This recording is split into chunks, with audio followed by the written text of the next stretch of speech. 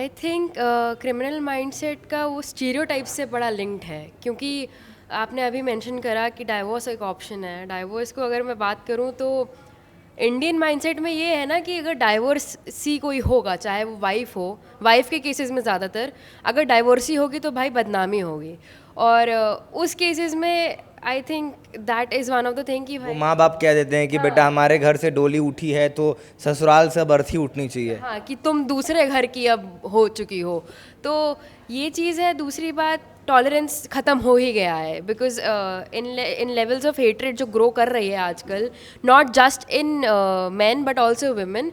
ये जो ऑपरेशन की वजह से हुआ है, वुमेन के अंडर तो ऑपरेशन की वजह से आ रहा है कि भाई ये जो, and with man it is because of patriarchal standards, stereotypes.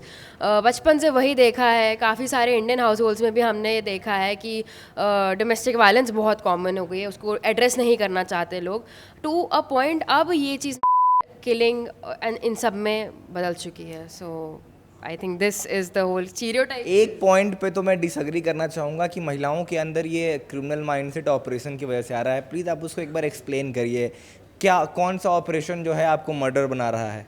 Not exactly that operation. मैं नहीं कहूँ, मैं इसको डिफेंड नहीं करूँगी, इट्स टोटली रॉन्ग।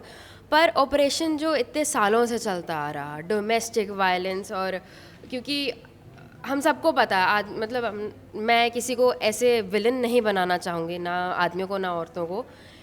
बट जिस चीज़ को मैं कह सकती हूँ कि लाइफ जो स्टीरियोटाइप्स रहे हैं पेट्रियार्कल, कि औरत ये नहीं कर सकती, औरत वे नहीं कर सकती, औरत दूसरे घर की है, या फिर बेटी जाके दूसरे घर की हो जाती है, या फिर पराए घर की, और काफ़ी सारी ऐसी चीज़ें जो हम लोग को बचपन से सुना दी जाती हैं कि तुम ना नहीं कह सकती, कि तुम ये नहीं कर सकती, हर चीज़ के ना नुकोर। और फिर घर जा दूसरे घर जाके जब वहाँ पे ये सब डोमेस्टिक वायलेंस आप देखो तो एक चारा बचता है कि भाई ठीक है, ख़त्म करो, क्या कर सकते हैं।